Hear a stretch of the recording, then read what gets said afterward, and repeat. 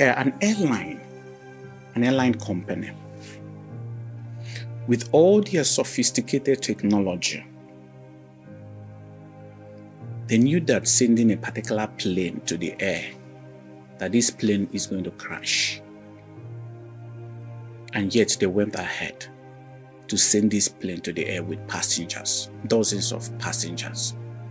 Now this plane gets to the air and crashed, killing everyone on board. What do you think about such an airline? Well, two things. Number one, it's either the airline did not do their due diligence, or the pilots of the airline did not follow the protocol. They did their due diligence. Okay. That is the question. They know that this plane is not fit for travel. That's wicked. That is wicked. That's wicked. The reason why I asked that is because we all believe that God is omniscient. Yes. He knows the end from the beginning. Yes. If God is omniscient, yes, and He knows the end from the beginning, yes, this means that He knows that human beings are going to rebel against Him. Yes. And yet He still went ahead, yes, to create human beings. Yes. He knows that these people are going to rebel against Him. Yes. And that He's going to cast them to hellfire. Yes. Yet He went ahead to create them. Yes. So that they will rebel against Him. Yes. So that He will cast them into the abyss. Yes. Does this mean that He takes pleasure watching His creatures born in hellfire? Okay, so this is the way it is. God created man and gave man the freedom to choose. And said to man, life, death. Choose life. Death, not good for you. I won't choose for you. I won't force you, but choose life. Man went ahead to choose death. But before that choice of man, while God was thinking of creating man, He provides a solution to the choice of death that man will make. Still making a way of escape for man. Peradventure, man has a change of mind when he made the choice for death. Now, so that's what God did.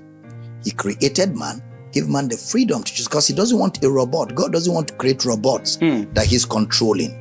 So the moment He gave man the freedom to choose, made man a free moral agent, He gave man the freedom, the wings to fly. Then He gives man caution. This is not going to work for you. That is not going to work for you.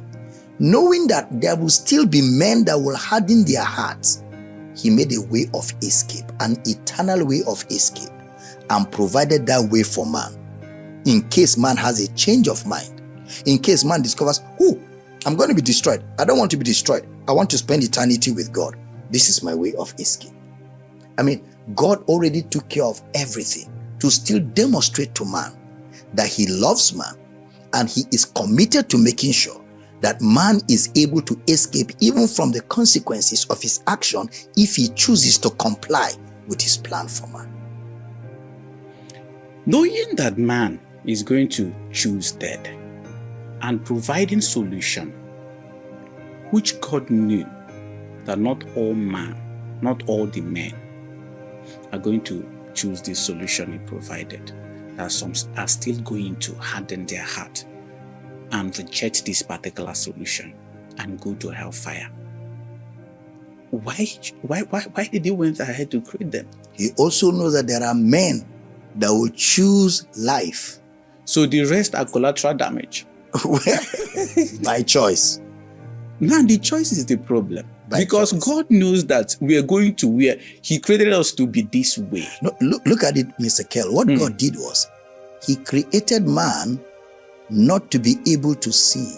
And He created man to be able to see. So all of that is within man. And He gave man the knowledge. He put in man a desire to do right. He put in man a desire to look for what is good. But He saw what is going to be at the end. Oh yes, as God, He sees the end from the beginning. Since He saw the end from the beginning, why did He not stop? Well, if He had stopped, if he had stopped at all, then he would cheat those of us that are going to make the choice for life.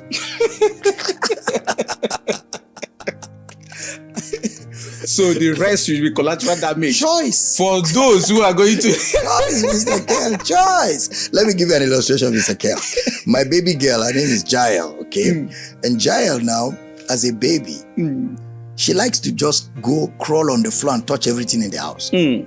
So I observed she was crawling to go and touch electric socket. And you know those big electric sockets that their holes are big and the small finger of a baby. Yeah. She's going there. So I went ahead of her and I put my finger close to it and I said, baby, look at this.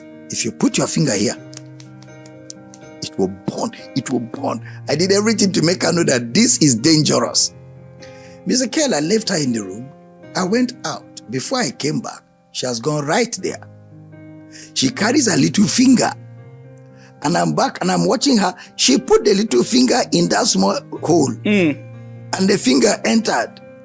And electric shocked her. I'm watching, I did nothing. Because I know this is not going to kill her. But this girl, since I have been warning you, are not listening, learn a little lesson here. So she pulled the finger out and she shook her head. Then she looked around the room. Then her eyes jammed my eyes. And I didn't move. I didn't make any. I just... Then she started crying. So in my mind, I'm like, at least you will not come there again next time. The point I'm simply making is a loving God who loves us. Both those that will obey and those that will not obey, created for us a world, gave us everything that we will need, gave us knowledge, showed us what will work, what will not work, put in us a desire to go after that which is good, and made his power available to help if you find yourself in a captivity that you want to be free and you cannot be free. He's done all of that. The rest is just left for you to obey. Just make the choice and agree with his plan. And if you say you don't want to agree with his plan, it means you consciously really don't want to be with God. Okay, let's look at this thing. Let me ask a similar question. A boy was caught stealing a goat. And he was taken to a judge. And the judge passed a judgment that says that the boy should be hanged to death for stealing a goat. A goat. Do you think that the judge is fair?